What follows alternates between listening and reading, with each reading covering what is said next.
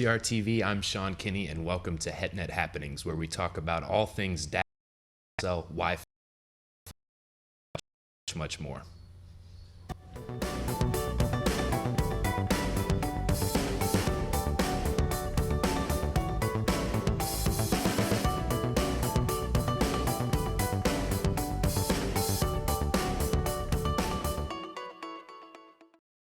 CommScope, thinking beyond today's technology to help you make the best decision for your network and your business. Register today for the Wireless Infrastructure Show, the premier national event for mobile network solutions, produced for the industry, by the industry.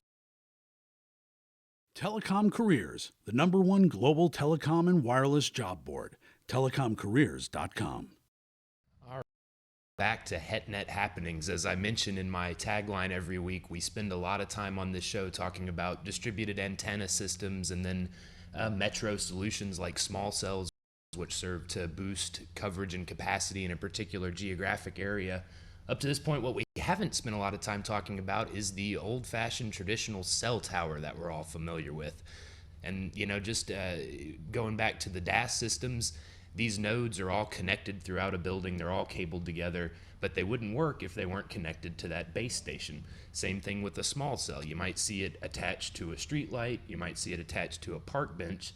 That thing's less than useless unless it's fibered right back to that base station, that cell tower. So today we're going to talk a little bit about cell towers, and we're going to talk about the men and women that work in the cell tower industry. So monologue complete. Let me introduce my guest for the week, my friend and coworker, Joey Jackson. Joey does a lot of work for us in the cell tower space. Thanks for having me, Sean, and thank you for that enlightening overview of heterogeneous networks. It's what we call the show, HetNet Happenings with Sean Kinney. It's what I do, man. So, Joey, when we talk about towers, what I really want to talk about is the men and women that work on the towers.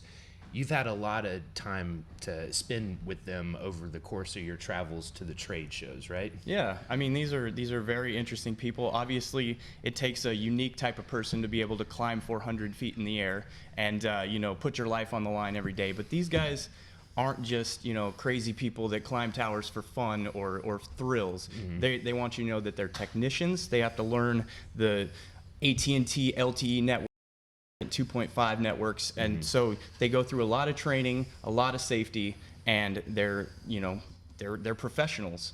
Yeah, I think we can't emphasize enough sort of the blend of these. You might think of it as a blue collar job, but these are really highly specialized, highly trained people. And I think to get a better understanding of their day to day, you put together a video story, right? Yeah, let's take a look at gigs inside the life of a tower climber.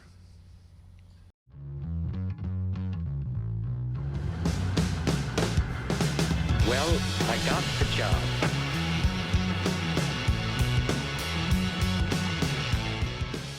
My name's Jeff Henry. I run, operate, and work on quality antenna service out of Powell, Ohio, Columbus. My name is Corey with Tower MRL. I'm a safety manager, trainer, have worked my way up through the industry. I started looking in the paper for jobs, and I happened to see an ad said, "Are you afraid of heights? Then don't answer this ad." Well, that was pretty cool, so I called it up immediately because I am not afraid of heights, which probably in my business is good. So I answered the ad. The gentleman was truly interested in talking to me, but he saw my age, which I was already at that time, in my late 30s. And he said, if you were younger, I'd hire you right now, but I just can't use you. I wish you were younger. And I said, "Oh, it's okay, I understand." He said, "But there's a fella across town, and he might hire you." So I went and talked to him. Well, he was the owner of Quality Antenna, the service I run now. And he said, "If you would like to start, good." So for $8 an hour, I started working for this gentleman, and that was 20 years ago, and I'm now running and own the company. Background, second generation climber. Always had rigging, PPE beat into my head as a young child. My father, 30 years into a different industry that requires climbing. My summers were spent traveling around with him, helping him out. Never thought I would go down this road myself. It wasn't my chosen career. I'd actually had applied to go to the University of DeVry in Chicago, got accepted. I was going to go for telecommunications, ironically, work the other end of it all. I was too young to go that year. I graduated at 17. My dad asked if I'd come on the road with him to go to work, so that's what we did. When I first started, my first climb, I had nothing but a lap belt on that just went around my lap and around my legs, and a lanyard, and that's how you climb. And a lot of times only time I'd hook off was when I got to where I was going, or I needed to take a break. And it was crazy. I mean, but I didn't think anything of it because it's just the way it was. That's how you did the business. And you would have a tool belt wrapped around you and all your heavy tools and a rope and a block, and you'd head up a tower. Now, as you can see behind me, the safety is just incredible, the strides they've made and keeping us safe. Because let's just face it, one slip and you're dead. It went from just a single belt like I'm wearing right here that we would have a little rope tied to the tower on. Eventually leg straps became part of the rig, and now it's a full body harness. Hard hats, chin straps, multiple levels of standards have been upgraded along the way to protect the worker. The quality of worker has improved a lot. I mean, the guys that used to go out and get drunk and maybe do drugs, that's gone. You can't have it because you're dependent on somebody who's working up above you, hanging onto their tools, paying attention to what they're doing. So you got to have good quality people. That's one of the biggest changes, the quality of the people. I've been fortunate enough to work from the ground level as a tower tech to foreman, operations manager, project manager. The company I currently work for grew up enough to where we could have a safety manager. So implementation-wise, we trained all of our employees per the standards, per the codes, per the refreshers recommended by the manufacturers. There should be regulations. There are for a lot of companies, but a lot of companies don't require it. There's a lot of radio stations I climb for. They don't have any set goals and guidelines for the climbers. They rely on me to know better. We are electricians, we are plumbers, we're engineers, we're wrench turners, we're very proud. The reason why we have to have every facet of skills, jack of all trades, so to speak, you don't find very many electricians that can make their union wage on the ground willing to climb the tower to assist the electrical work. Therefore, it's placed in our hands. We are the backbone of America's networks, E911. If anyone's ever had an emergency that they could rely on their grandma getting in a car accident, somebody having a heart attack, somebody choking, anytime you had to rely on 911, that was built by tower workers. You wake up in the morning and you check your emails, you check your Facebook, you talk to your grandma, you call your kids, you Skype your kids. That's all provided by tower workers. It takes a person that loves to go up high, that just enjoys it. And I'm telling you, when I get up there, and most of the workers that I've had in the past that really enjoy it, they say the same thing. Once you get up there, it's like standing right here talking to you. You feel natural, you feel comfortable. I mean, we protect ourselves, we tie off, we can't fall. The structures are really strong. They rarely fall on their own. Something has to make them fall. So it's like we're standing right here talking and everybody else is down in a hole. That's the way it feels. So the kind of person I'm kind of jovial. I don't come into work with an issue. I leave it outside. It'll be waiting right there when I get back.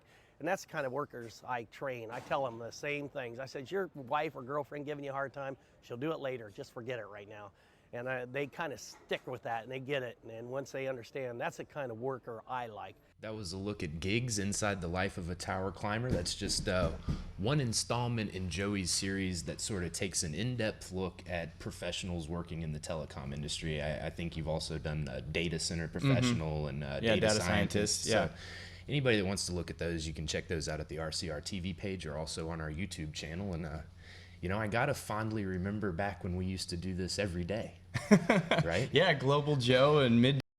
That was kind of our warm-up to getting where we are today. You folks at home think this chemistry just happens. This is, something that we developed over the course of many stressful mornings and afternoons. Takes time. All right. Well, Joey, I think you filmed that down at the Association of Tower Erectors show in beautiful Lake Buena Vista, Florida, right? Nate Unite, yep. And you got to stay at Disney World? Mm-hmm. How many rides did you ride? None. Grand total of 0? Yep. All right, excellent. Hey, laugh a minute down there, right? All right. I remember when you got back from Orlando, in addition to moving incredibly slow. You were telling me. I had some fun down there. I think a lot of these stories that we heard might have happened over drinks. Yeah, well, I have a sneaking suspicion. Well, I had the pleasure to actually sit at a table with a bunch of tower climbers during the Sarah Palin keynote that was going on at Nate Unite. And these guys were just swapping stories. It was awesome. Like just listening to the stories that these guys have to tell. I mean, obviously in that industry, there's a lot of interesting things that can happen while you're up on the tower. They face weather and, you know, climate and bees. Some of them have been attacked by bees, yes. And so, you know, like I decided like, hey, let me take these guys out and like listen to their stories, have them tell me some stories on camera. How was Sarah Palin? Good. Yeah? Yeah. Further comments? No. Would you care to treat us to your impression of Sarah Palin? Oh, well, you know. No, All right. I'm not going to do it. Moving along. So, you know, a lot of these stories that Joey brought back, I was really struck. We kind of, in the news business, we're talking about this company did this, or this was the broad industry trend. But these stories are the people, the men and women in the tower industry that are really the heart and soul. You know, if these people aren't out there maintaining towers every day, none of it's going to work. This isn't going to work. Your cell phone's not going to work. Your laptop's not going to work. So, you know, these folks really are the heart and soul of the industry. And a big emphasis that I think at Nate was the safety. Yeah. You know, it's a huge element, right? And Corey Fontenot, a safety manager with a company in Wisconsin, he actually, when I was listening to the stories, he told me the most powerful one, which was, you know, about what can happen when people aren't focused on the tower. So let's take a look at Tower Stories, a sobering reminder.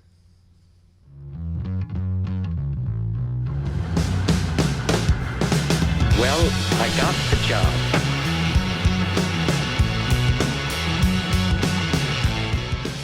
My name is Mike Winkle. I'm the wireless training manager for Bluestream, one of the largest companies in the country. I run the training academy. We cater to vets and people who want to get into the industry, as well as leads, construction managers, and regional managers who want to keep the standards up that AT&T, Verizon, Sprint wants.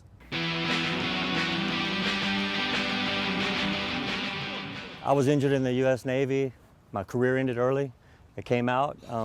Bluestream offered me a chance to actually climb. They have a Veterans to Climbers program, one of the best in the country. I came in, they gave me a really decent opportunity. I started as a green hand, which is the lowest of the low, carrying stuff up the tower, to the training manager over an entire division at Bluestream. I wanted to work, I wanted to do something different. And I felt I wanted to be challenged, and that's a lot of military people. The first time I went up to 250 feet. Scared me a little, in a good way. And once I broke the tree line, I realized I could do this. I worked hard. People don't understand in this industry, you can't just go to work. You have to study, you have to pick up books, you have to get online, and you have to understand the programs. If you want to be successful, you got to miss a meal now and then. You got to lose a little sleep. And that's what we do at Bluestream. We go that extra mile to get it done. Well, I'm going to tell you right now, it is not for everybody. You'll get gut checked constantly. Used to be an old tower dog mentality where you were an aerial cowboy, an aerial constructionist, and those days are done. We're tower technicians now. You not only have to be tough and a little bit brave and a little bit stupid, but you also have to be intelligent enough to understand the AT&T long-term evolution systems, the Sprint 2.5, Verizon. The stuff isn't super difficult or even brain surgery, but if you don't do it right, you have blank spots and you have people who don't have their cell phones, and people don't really understand what we do or how important it is for wireless, but for the governments, for first responders and stuff like that. But let a bunch of people at a football stadium not have their Facebook, and you'll sure hear about it. We're working with ComTrain, OSHA. We give them all their certs that they need and even teach them microwave, basic tower builds, change-outs. The best thing about it is when they're done with our 5-week school, they can actually go to work right away. And it gives us a chance to give back to all those who've been overseas and paid their dues. Now we want to do something for them.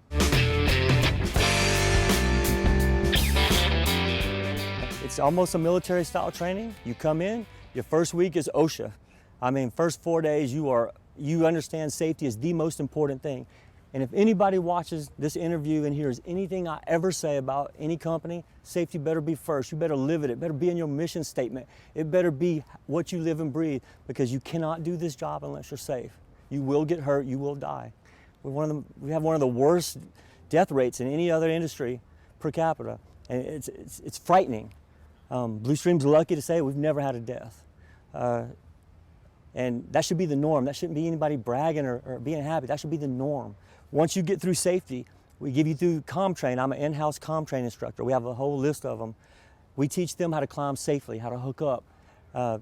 We take them up on 25-foot towers first, then we take them up to 160 feet. Make sure they are who they say they are. They can climb. A lot of people they're okay at 20 feet, but at 100 feet, it's a whole different story. After they get through the second week, now it's time to start doing technical stuff. They learn how to do antennas on the ground, weatherproofing, color coding, the basics, stuff that you have to know. Used to, a company would hire you as a green hand and they would spend more time training you than you could actually work. We've eliminated that. The next week, they're actually climbing 20-foot hanging towers. The last week, they're doing full builds, microwave, AT&T, and in the end, they're an asset to their team immediately, and it's easy for them to move up. It makes us look good. And we keep the best of the best at Blue Stream, to be honest with you.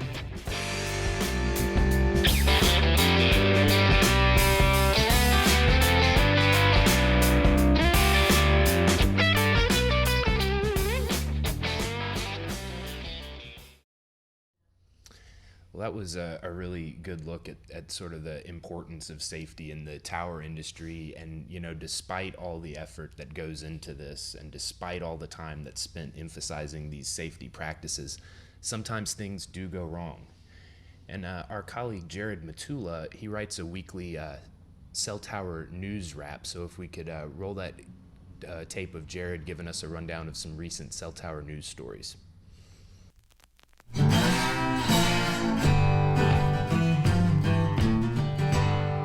I got an emotional story. I started in Wisconsin. Last week saw the met first cell tower death of 2015. This happened near San Angelo, Texas. Details are really slim, despite the fact that it's been several days since the incident. Even the exact height of the fall is not confirmed, though witnesses claim it could have been as high as feet. What has been confirmed is that the woman has been identified as Stephanie Gurney, a resident of the San Angelo area. EMS responders rushed her to Concho County Hospital after receiving a 911 call. She was pronounced dead at arrival. Now this is where it gets a little more confusing. Some said she was a green hand climber, while others said she was not a tower climber at all, just a civilian who climbed on the tower. Our thoughts and prayers with her, family, and friends. And of course, we'll keep you updated if there are any new developments in this story. More sad news, 2 men in Beloit, Wisconsin were injured last week working on a tower from a skylift bucket. The pair of technicians accidentally made contact with a 75,000 volt line, which caused a fire on the bucket and the truck it was attached to. I'm talking fire even on the wheels of the vehicle. Both men are expected to make a full recovery, but aside from the burns, they also sustained injuries when they bailed out of the bucket, which was 30 feet off the ground. Now, for a more uplifting look at cell towers, let's take a look at an inspiring story about a Navy veteran who, after being injured, found a second career.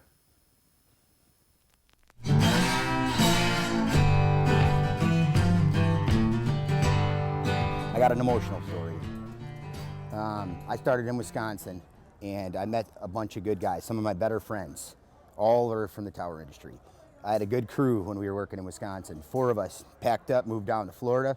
They hired our whole crew. We had jobs down in Florida. I met some really good tower hands down in Florida, real dedicated, passionate guys. One of them was an older gentleman, been in the industry a long time. The older guys didn't have the training upbringing that our younger guys are fortunate of having, so you know they kind of have their old ways. I'm not going to mention any names, but my friend's from Rhode Island, and he had the opportunity while working in Florida to do a Rhode Island job, so they shipped him to his home state, and they were doing work. They were on a 400-foot tower, and they were bringing up sector mounts that the antennas hang on to install. They were going to install them at the 380-foot level, so only 20 feet below the top of the tower. And it was a guide tower with the wires that support it. The rig was close. The mount was close to where it needed to be for the height, the established height we were going to hang it. I was not on the job site, my buddy was. He was reaching out to grab the mount.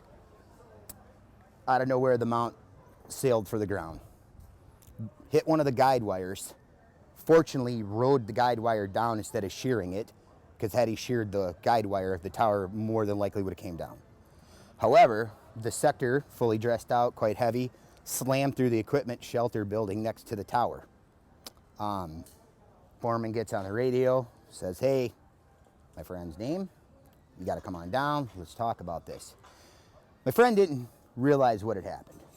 He was pretty shook up, and he had a 400-foot climb. He gets to the ground. They notified him that it killed 2 technicians in the shelter. So we have tower technicians that perform aerial work, working at height. That's our job. We don't climb for a living. We climb to access our workstation. On the other side, you have your cell techs. They implement the network. They keep the ground portion of the RF. Feeding the tower, we keep the tower working. To the techs. One was older, gentleman, seasoned, training his young apprentice. Young apprentice just had babies, twins, 3 weeks prior to the incident. The story behind that is the foreman, who was capable, through some troubles, had some family troubles, woman troubles. He was spending a lot of time on the phone. He let an unqualified worker run the hoist. The hoist overlapped how the wraps go on the drum, and it snapped the rope. And then the mount came down. The foreman, he went home that day to his family. The guy in the shelter who was practicing safety did not. Yeah, I mean, it's a natural transition, it seems like, from veteran to tower climber. I think it takes a lot of the same characteristics to be one of those people. It's sort of that discipline that you need to keep in Focus, mind. yeah. The technicality of it, and the paramount importance of safety. And some bravery as well. Yeah, that's right. Well, it's been really great getting to learn a little bit more about the men and women that, like you said earlier, really are the lifeblood of this industry. And for more on tower stories, you can tune into RCR TV webpage. We've also got that up on the RCR Wireless News YouTube channel. Joey, I'd like to thank I'd like to thank you for all this very natural banter that we've had throughout the course of the show. Hey, you'd think that we knew each other and that we were like friendly or something. That's right. And obviously a big thank you to Jarad upstairs here, who provided us with that cell tower news update. You can look for his recurring cell tower news wrap every Friday up on the RCR Wireless News website. Hey, maybe we'll do this from a tower next time. Maybe. Now you're thinking. To the folks at home, thank you for tuning in to HetNet Happenings. We'll see you again. HetNet Happenings is a production of RCR TV. To reach Sean Kinney or to suggest a show topic for HetNet Happenings, you can reach Sean at skinney@rcrwireless.com. On Twitter at SeanKinneyRCR. To find out more about the latest in HetNet and all things wireless, dig into rcrwireless.com.